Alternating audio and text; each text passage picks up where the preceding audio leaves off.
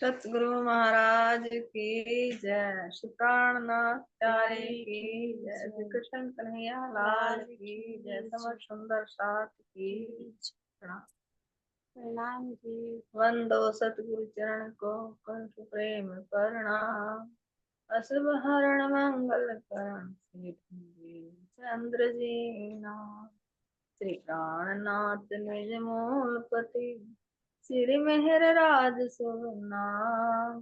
तेज कुंवर श्यामा युगल पल पल करूं प्रणाम।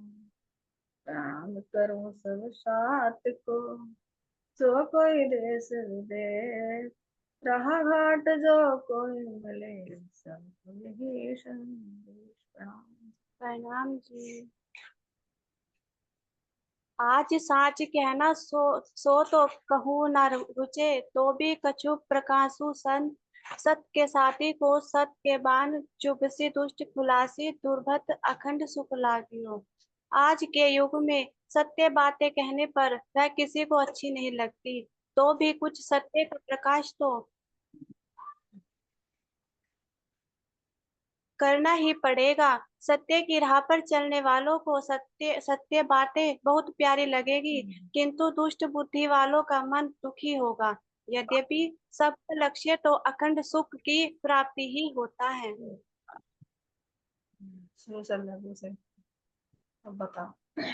आज के युग में सत्य बातें कहने पर वह किसी को अच्छी नहीं लगती। हाँ, आज के युग में सत्य बातें किसी को अच्छी नहीं लगती। जैसे हम हैं, हमें ब्रह्म ज्ञान का पता लग गया और हमारे धोरे ही बैठ के कोई चर्चा हो रही परमात्मा की, तो हमें कहते भी डर लगे, सुनना ही नहीं चाहते। और हमारे पे टूट के पड़े तुम कहाँ से ये ज्ञान लाए। तो हमारी बात कौन सुनेगा? जो हमारा साथी होगा, हमारा दोस्त होगा। या तो ईश्वर षष्ठी होगी या जीव षष्ठी होगी। ईश्वर ब्रह्म षष्ठी तो एकदम ले लेगी, ये तो अपनी बात है। लेकिन ईश्वर षष्ठी भी कुछ थोड़ी देर उसका ज्ञान सुन लेगी, भाव तो ब्रह्म षष्ठी पकड़ लेगी उसका। लेकिन ईश्वर षष्ठी भी अगर होगी हमारे पास में, वो भी नु कह देगी हाँ सुनाइए क्या सुना रही थी। लेकिन जीव तो बिल्कुल ही नहीं, जीव तो और हमें ही बावड़ा बता देगी। ये हमारा ज्ञान ऐसा है। तो भी कुछ सत्य का प्रकाश तो हाँ करना ही पड़ेगा। हाँ, जो हमारा सत्य ज्ञान चल रहा, अगर हम इसे कहीं जावे, जैसे कि मैं गई थी और वहां मुझे एक दो मिले, अगर मन ने इशारे इशारे में बताया भी एक भाई, जैसे कि एक ने कहा कि वो इमाम मेहंदी आवेंगे या आवेंगे, मैं कभी तो आ भी लिए। रामनाथ जी हैं, ब्रह्मात्माएं भी आई हुई है, रोज हमारा सत्संग भी चल रहा, कहना तो पड़ेगा। क्यों? कि अगर हमें ये, अब तो जो ब्रह्मात्मा को तो हमने बता दिया, ब्रह्मात्मा तो पकड़ लेंगे, लेकिन हमें जीवों को भी बताना पड़ेगा। क्यों? कि आज हमने हमारे द्वारा कोई चर्चा चल रही और हम उसे बता नहीं पा रहे, तो ये तो सतगुरु भी महाराज जी ने कहे तेने अवसर खो दे तो बताती तो सही, अब नहीं पछतावेंगे। लेकिन जब हमारा उनका सामना होगा जब पछतावेंगे, अरे तो मिली तो थी लेकिन हम समझ नहीं पाए। हम तो अपने कह गए महाराज जी के हुक्म से अपना फर्ज अदा कर दिया, लेकिन वे सुनो ना सुनो उनका भाग है। सत्य की राह पर चलने वालों को सत्य बातें बहुत प्यारी लगेगी। हाँ, ब्रह्मात्मा को तो बहुत प्यारी लगे हैं। जो सत्य के हमारे साथी, वो तो एक मिनट भी नहीं रह सकते इसके बिना। चाहे अगर सत्संग में छूट गया, वीडियो देखेंगे, एक दूसरे से पूछेंगे, तो हमें तो बहुत प्यारी लगे ना ये बात परमात्मा की। हम अंश है ना उस मालिक का। किंतु दुष्ट बुद्धि वालों का मन दुखी होगा। हाँ, दुष्ट बुद्धि वाले तो उसे सुनने के ही नहीं, दुखी होंगे और हमें भी दुखी कर देंगे। हम भी असली पूछा कहेगा कई दिन तक पछताना होगा, बताइए ना किकर समझा, क्या समझा मैं किकर इनके अंदर तारा है ये बात। इतनी कीमती हमारे राज्य महाराज जी की बातें हैं, अगर ये सुन ले तो इन्हें बहिष्ठ तो मिली जाएगी, लेकिन सुनना नहीं चाहते। प्रणाम ये। यद्यपि सबका लक्ष्य तो अखंड सुख की प्राप्ति ही होता है। हाँ, लक्ष्य तो सबका ही अखंड है। सभी सोचे हैं इस आनंद को लेना, हम भी आनंद में जावे। एक कीड़ी भी सोचेगी हाँ हम भी सुख की तरफ को जाए, सुख की तरफ को तो सब भाग रहे, लेकिन पता किसी को नहीं कहाँ सुख है। जहाँ सुख है वहां सुनना नहीं चाहते। प्रणाम। प्रणाम जी। प्रणाम जी। प्रणाम जी। सुंदर सा जी, बहुत बहुत धन्यवाद। आप चलिए फिर की दुआ करेगा। बहुत अच्छा भक्ति तो कितना चौपाई बहुत अच्छा बना कर दिया हमारे। मानिक भाई जी ने और हमारे चालू जी ने, है ना। तो देखो कह रहे हैं कि जो वाणी परमात्मा की ये सत्य है वो तो वास्तव में आत्मा को प्रिय है, लेकिन जो दुष्ट बुद्धि वाले यानी जो जीव भाव में रहते हैं उनको ये वचन दुखते हैं। क्यों? क्योंकि सत्य की बात सत्य वालों को ही पसंद है, अपने घर की बात सबको अच्छी लगती है। जीवों का घर ये संसार है तो उनको ये बात अच्छी लगती है ना। कोई पॉलिटिशियन होगा उसे पॉलिटिक्स की बातें अच्छी लगेगी, कोई साइंटिस्ट होगा उसे साइंटिस्ट की बात अच्छी लगेगी, कोई आर्टिस्ट होगा उसे आर्टिस्ट की बात अच्छी लगेगी। अपनी अपनी रुचि होती है। तो यो यहाँ पर सुंदर साथ जी जीवों का घर है तो जीवों को संसार की बातें अच्छी लगती हैं, लेकिन जो परमात्मा है उनको अपने घर की बातें अपने पिया की बातें अच्छी, का कोई दोष नहीं। लेकिन यहाँ पर महाराज जी एक पॉइंट और कह रहे हैं, ध्यान दिया पीछे लास्ट में, फिर भी सबका लक्ष्य तो अखंड सुख की प्राप्ति। आखिर जो जीव भी है तो उनका भी अखंड लक्ष्य की प्राप्ति क्यों है? क्योंकि ये ब्रह्मांड जो धनी ने बनाया है विशेष कर से हम लोगों के लिए बनाया है। तो यहाँ जितने भी जीव है उन सबको चांस मिला हुआ, जो गोल्डन चांस है उनके पास कि वे अखंड की परमात्मा के शरण में आकर अखंड मुक्ति के भागीदार बन सकते हैं। ये विशेष अपॉर्चुनिटी है जीवों के लिए, जो और ब्रह्मांड में नहीं थी वो इस ब्रह्मांड में थी, क्योंकि इसमें पूर्ण ब्रह्म परमात्मा प्रकट हुए हैं। तो जो जीव भी रूहों की संगति करेंगे, आत्माओं की संगति करेंगे, परमात्मा की शरणागति होंगे, निजानंद संप्रदाय में आएंगे, तो वो कोई ना खाली गया इन दरवाजे, यहाँ से कोई खाली नहीं रहेगा। उन जीवों का भी लक्ष्य यही है कि उनको भी अखंड मुक्ति प्राप्त हो जाए। आगे तो वो ले या न ले, लेकिन लक्ष्य इस ब्रह्मांड को बनाने का यही है कि जो ये दुनिया अब तक बन रही थी, जीव परमात्मा के लिए भटक रहे थे, उन जीवों को भी एक ऐसी अपॉर्चुनिटी, एक ऐसा चांस दिया जाए कि वो भी अखंड मुक्ति प्राप्त करें। अब कोई बेला समझता इस बात को, कोई समझे ना समझे, इसीलिए कह रहे सत्य तो हमें कहना पड़ेगा। इसीलिए कहा ना सत्य तो कहना पड़ेगा, भले ही किसी को अच्छी लगे या किसी को बुरी। ऐसे सुंदर साथी बेतक में भी चल रहा है ना, कितने प्रसंग आते हैं जो कोई कोई शब्द ऐसा होता है, मान लीजिए कोई शब्द मुझे हर्ट कर जाए, है ना, तो क्यों? क्योंकि वो सत्य है और वो सत्य मुझे नहीं लग रहा, मेरे जीव अवस्था में मैं हूं, मुझे तो वो शब्द क्या होगा, चुभेगा। लेकिन महाराज जी कह रही हैं फिर भी सुंदर साथ जी यही है कि अगर किसी को दिल दुखता है तो उसके लिए तो माफी भी मांगी जाती है सुंदर साथ जी। लेकिन फिर भी महाराज जी कह रहे कि किसी का दिल दुखे तो तुम्हारा फर्ज ये नहीं कि तुम बंद कर दो उसको, सत्य तो कहना ही पड़ेगा। होगा अंकुर, होगा उसके भाग्य में, तो उन शब्दों को पकड़कर वो चुभते हुए शब्दों को अमृत समझकर पान कर जाएगा, खंड में पहुंच जाएगा।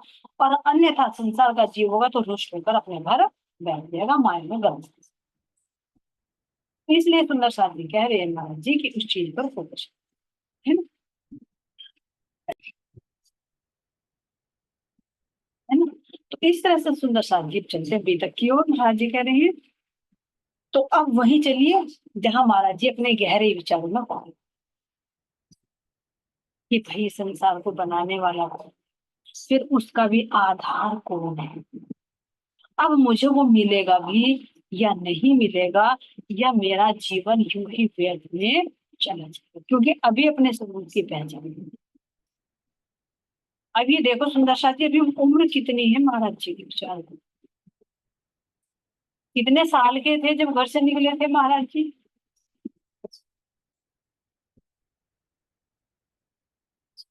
किसके भी याद सुंदर साथी कमेंट में देख सकते है ना। उनकी शादी हुई थी, उनकी लड़की हुई थी, तो कब उन्होंने घर छोड़ा था, कब वे चली थी? 19 साल, है ना। और अभी 2 साल यहाँ घूम रहे हैं क्योंकि वापस भी जाना है।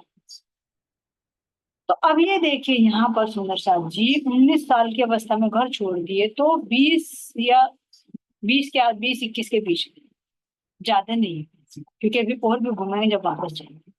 तो 20 वर्ष के आयु में हमारी क्या अवस्था थी महाराज जी, क्योंकि विशेष चुना है ना, इस तरह को विशेष चुना है। तो इतनी गहराई तक उतरना, और इतनी मतलब 20 वर्ष की अवस्था में, देखो कल विचार आया, 20 वर्ष की अवस्था तो एक ऐसी अवस्था होती है जिसमें खाने का भी, पीने का भी, सब तरह का शौक देखा। बच्चों को भी देखा, अपने अंदर भी देखा, बच्चों क्या देखा, हम भी उस स्टेज से गुजर कर आए हैं। बाल अगर थोड़ा सा भी तिरछा इधर को हो जाए तो ना ना ना, तो गलत हो गया, कटिंग करवा इसकी, खुशबू वाला तेल चाहिए, है ना। हम भी उस स्थिति से गुजर कर आए सुनिए शांति, उस समय कितना फोकस होता है शरीर, क्योंकि किशोर अवस्था गुजर चुकी होती है, यहाँ पर युवा अवस्था शुरू हो जाती है।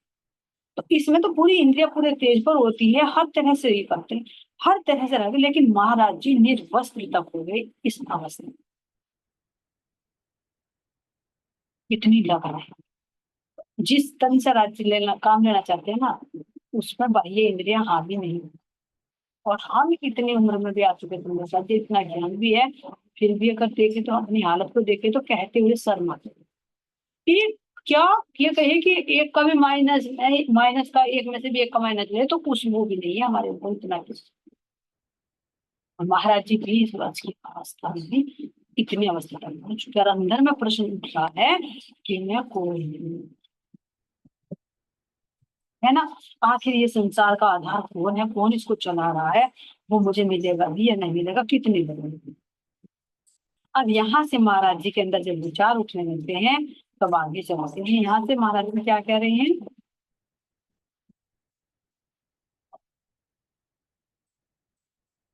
देखा सूर्य देवस्ता चल के अति निकट लगे पाए, और भयानक वन पर्वत सब अंधकार में हो गए।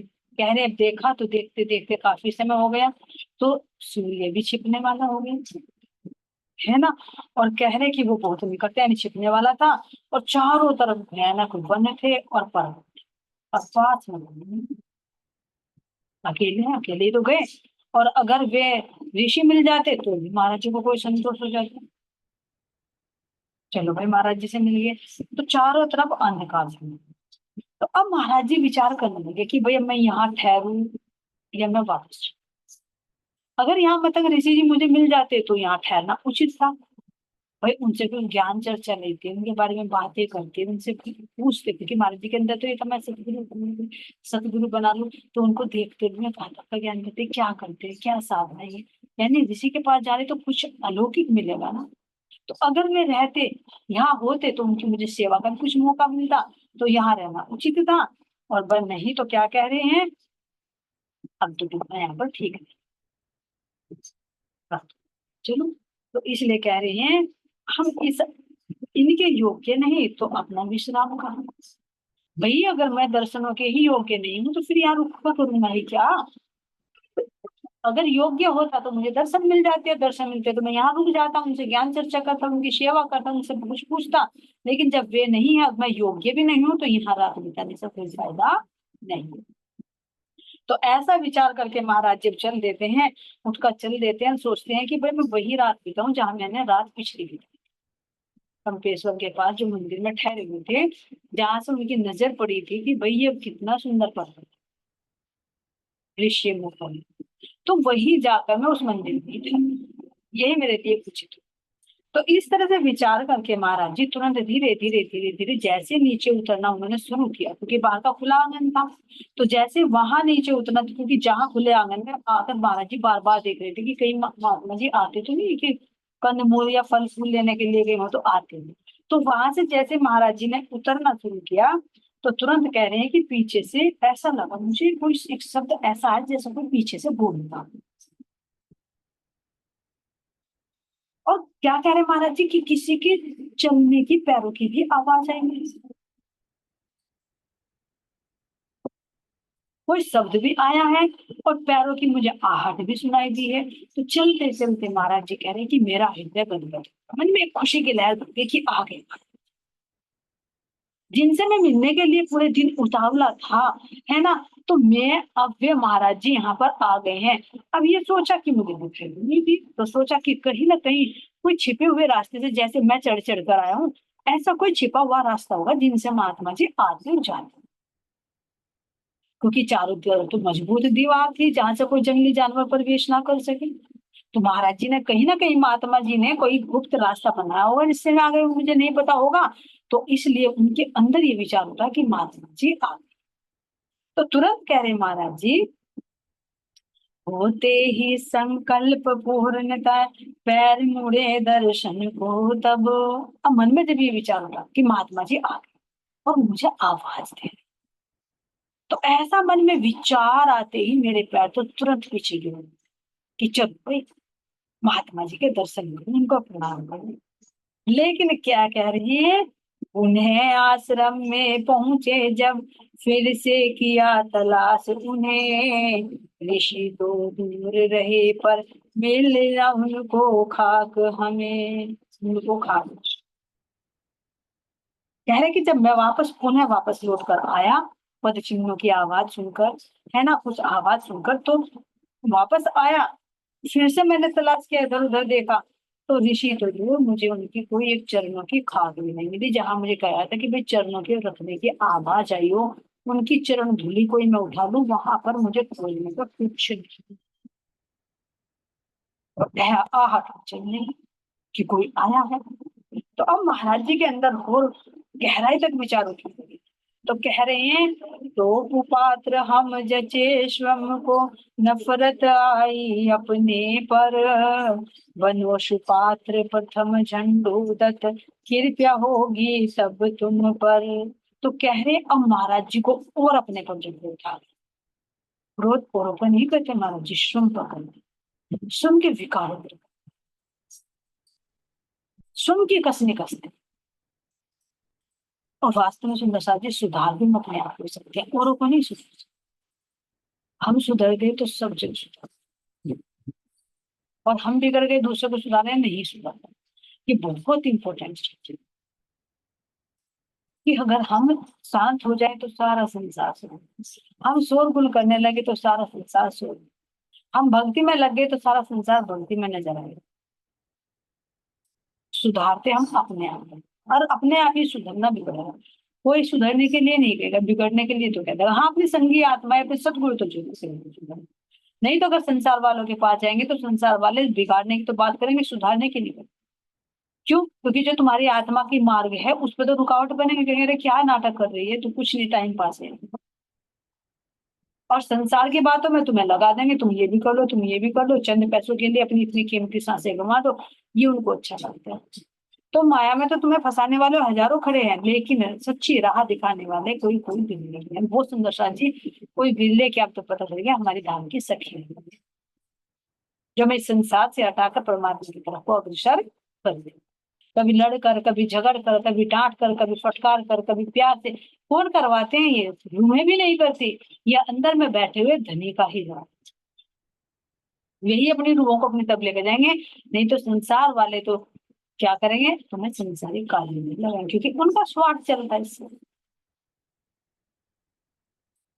तो यहाँ सुंदर साथ जी महाराज जी कह रहे हैं कि अब मुझे अपने आप पर बहुत खुश था, अपने आप पर गलाने में नफरत हुई अपने आप पर कि ये जन्मदत्त पहले शुरुआत, पहला पाप जब तुझे दर्शन, क्यों क्यों क्यों, और बात जची, क्योंकि जब तुझे आवाज भी आ रही है उनके पैरों की चलने की, और तुझे सारे प्रूफ मिल रहे हैं कि यहाँ पर रहते हैं, नहीं तो साफ किसने किया, झाड़ू किसके लिए रखी है, हवन कुंड में से आग सुलग रही, धुआं उठ रहा है, क्यों उठ रहा है, दिए में जो ताक में दिया रखा है उसमें बाती भी है, तेल भी है, और वो बुझी हुई भी काले रंग की है, यानी रात्रि को जो जलती हो। फिर तीसरे खंड में लकड़ी का गट्ठर रखा है आखिर, और लोगों ने भी बताया कि मतंग ऋषि यहाँ पर रहते, तो है जरूर, लेकिन तू शुपान है इसलिए तुझे दर्शन नहीं हो रहे, तो पहले अपने आप को दिखा कि पहले तू शुपान है। महाराज जी कहते जी, अगर हमें भी सतगुरु के दर्शन नहीं हो रहे हैं, पहली बात तो सतगुरु का मिलना ही मुश्किल है। लेकिन अगर सतगुरु मिल भी गए, सतगुरु ने हाथ भी थाम लिया, लेकिन उनके दर्शन भी दुर्लभ,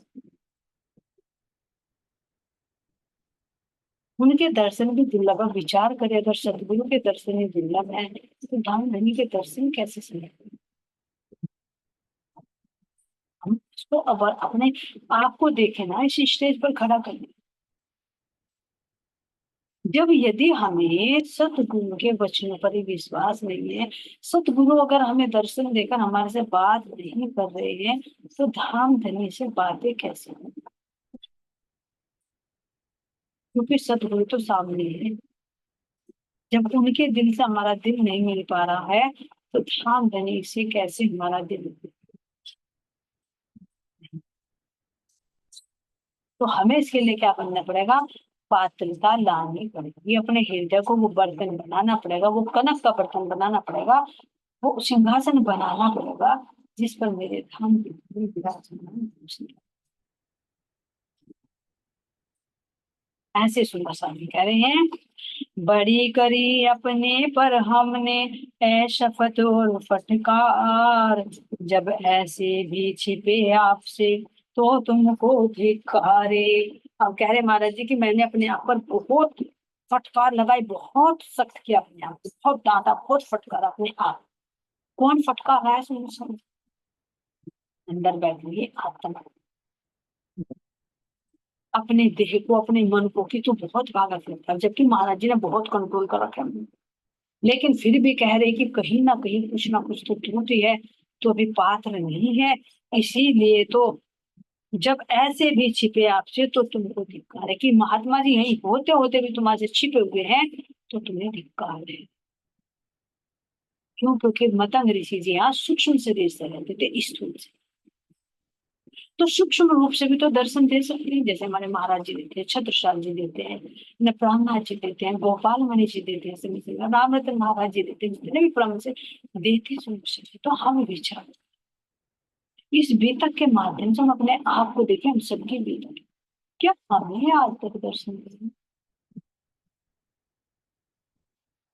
और है सच में पद चिन्हों की आवाज तो आ रही है, पद चिन्हों की आवाज कह रहे क्या सुंदर शास्त्र को दर्शन नहीं तो झूठ बोल रहे हैं। जब सह शरीर गुणमर जी बैठे हैं, सह शरीर छत्रसाल जी ध्यान में, सह शरीर गोपाल मणि जी ध्यान में, तो क्या वे दर्शन नहीं देते? सुंदर शास्त्र को देते, फिर हमें क्यों दर्शन नहीं दे?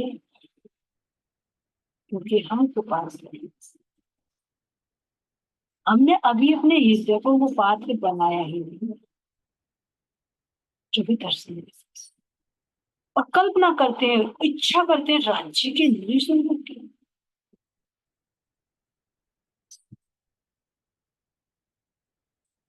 जो एक रहे कहे कि राई के पहाड़, राई का जो दाना होता है उसको भी उठाने की कैपेसिटी नहीं है, इच्छा कर रहे हैं हम पर्वत उठा लें, तो कैसे हो सकता है? असंभव।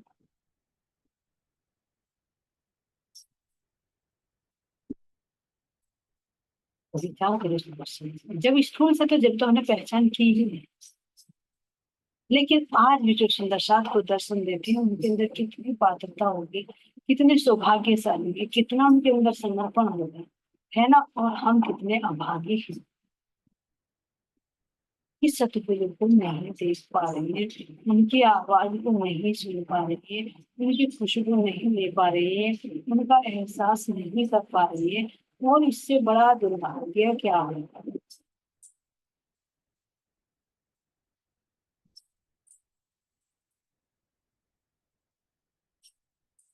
फिर महाराज जी नहीं सुन, प्रसाद जी हम महाराज जी में फिर क्या गोपाल मणि जी को नहीं मिले थे देवचंद जी? किससे दिया? ये कहते हैं जी की राज्य किसने? क्या इंद्रावती को हंसा में नहीं दर्शन हुए? क्या देवचंद जी को भागवत कथा सुनते हुए दर्शन नहीं? दर्शन तो देते हैं, मिलते तो हैं, लेकिन पात्रता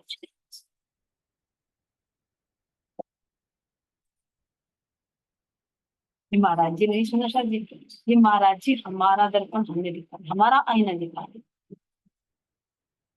हम रोज चाहते हैं राज्य दर्शन दे रहे, राज्य दर्शन दे रहे, लेकिन सदगुरु भी दर्शन नहीं दे रहे हैं। मेरे सदगुरु मेरे रामरतन महाराज जी दो एक घड़ी एहसास करके कोई मुख से शब्द तो बोले, वो भी कितना कि उसके ऊपर भी मैं 14 लोग ब्रह्मांड को बात।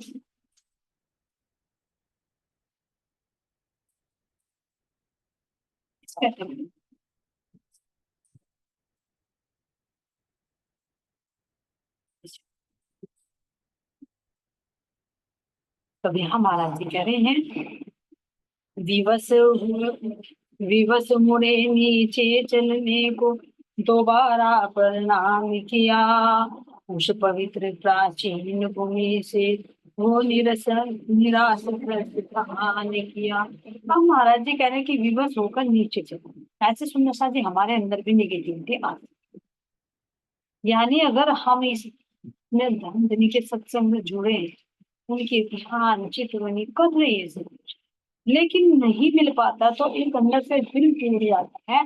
तो दिल टूटकर जब होता है तो माया तैयार खड़ी होती है, वो इशारा करती है आजा आजा, परमात्मा ना देखे किसी को, सतगुरु का दीदार ना होता, कितना ही कभी आ जाओ संसार में खुश हो, क्या करे, वहां मजबूर हो जाता है, क्योंकि ऊपर वाला नहीं रहा और नीचे वाले बुलाने के लिए तैयार खड़े हैं, तो जी और इंद्रिया तो तुरंत भागेगी, हाँ भाई चलो तेरा काम नहीं है। अरे कि इतना 2 घंटे ध्यान में लगा, इतने में कभी संसार का कोई काम कर, सिलाई कर ले, पैसे आ जाएंगे, बच्चों का पालन पोषण, ट्यूशन पढ़ा दे, अपनी नौकरी करके, कुछ भी काम हो सकता है संसार में। तो जब अंदर में निराशा आती है तो मन बाहर की ऑप्शन रखने लगते उसके साथ। अरे चल कोई बात नहीं, नहीं मिल रहा तो यही गुजारेगा, ले तेरे दिमाग में कुछ नहीं आया तो कोई। लेकिन सुनसा जी, इस स्थिति पर जो खड़े होना ना बहुत बल है, बहुत बल।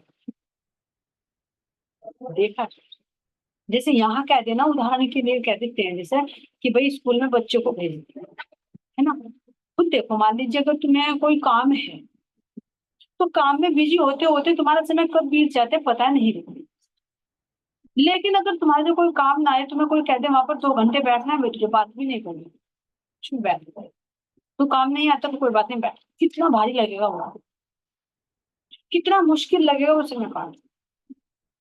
ऐसे छोटे बच्चे होते हैं, जब छोटे बच्चे शुरू शुरू में स्कूल में आते हैं, उनका लिखना नहीं आता, कुछ नहीं आता, लेकिन फिर भी वो 3-4 घंटे बैठकर समय बिताते, और याद किसकी रहती, मम्मी से, बस देखो मम्मी, मम्मी आ जाए, बस नजर यही रहेगी, मम्मी आ जाए।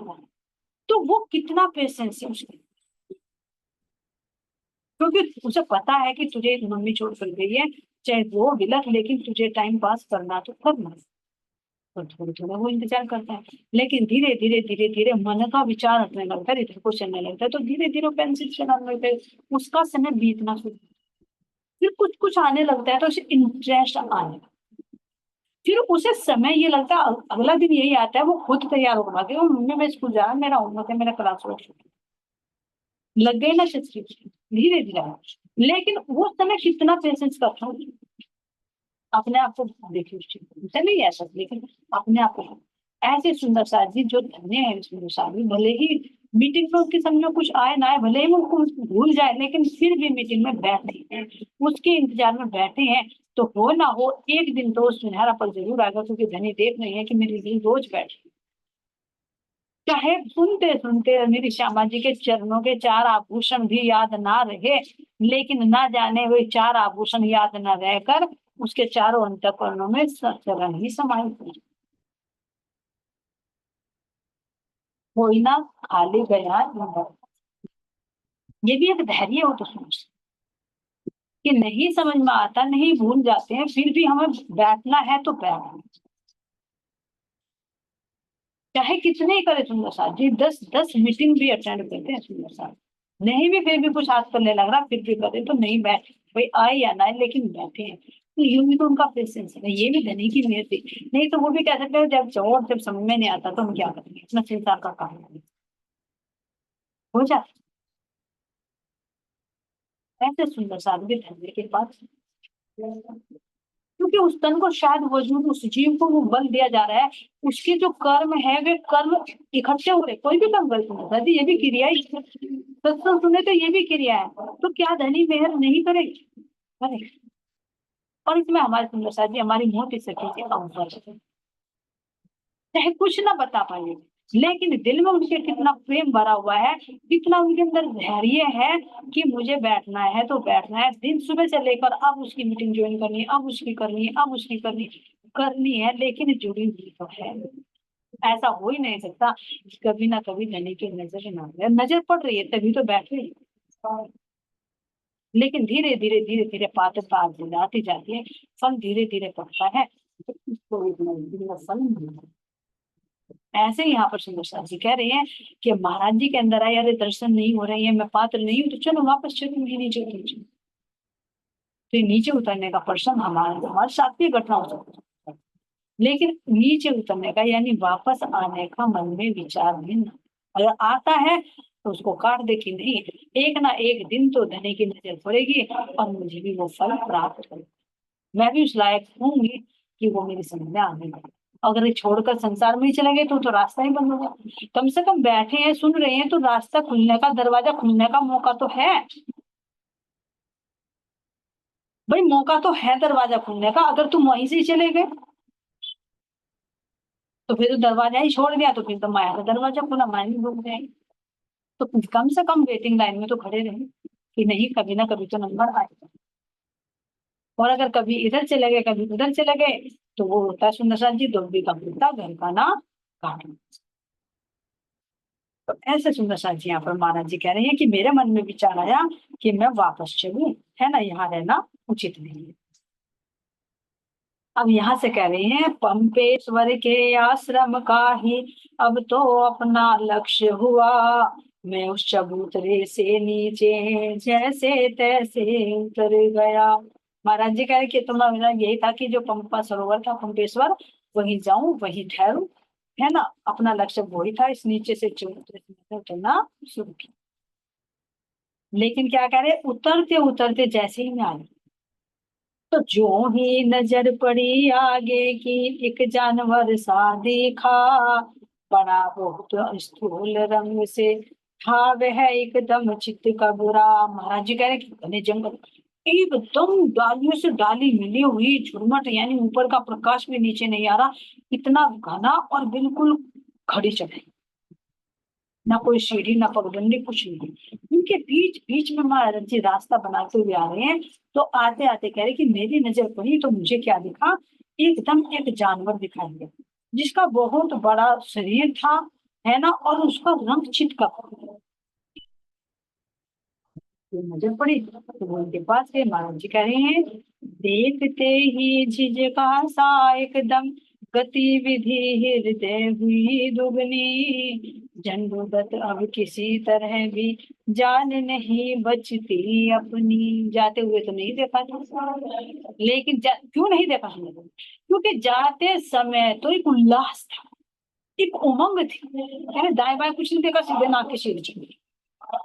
क्यों? क्योंकि ये उमंग थी कि मैं मतलब ऋषि के जाकर दर्शन करूं। लेकिन अब वहां से हिम्मत टूट गई। मन में उदासी है, और जब मन में उदासी है तो कितने उदास मन से आदमी नजर इधर उधर तो जरूर जाए। तो वहां से आते वक्त महाराज जी को जैसे थोड़ी थोड़ी से पेड़ से छोटे थे तो उनके अंदर नजर पड़ी, अरे बहुत बड़ा जानवर पड़ा है पीछे से, चितका रंग का। तो महाराज जी कह रहे मेरी हृदय की गति बढ़ गई।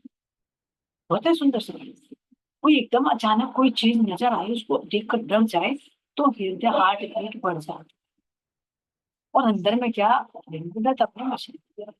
क्यों? क्योंकि पहले उन्होंने बता भी दिया था वहीं नीचे उन्होंने कि भाई कोई आज तक नहीं पहुंचा, वहां जाए, अगर गया भी है तो कोई वापस लो। अब महाराज जी सोच रहे कि भाई वहां तो मैंने नहीं पाया, ऋषि के तो मुझे दर्शन नहीं हुए, लेकिन यहाँ ये आफत, ये जो जंगली जानवर पड़ा है बहुत बड़ा, तो तू अब इससे कैसे बचेगा?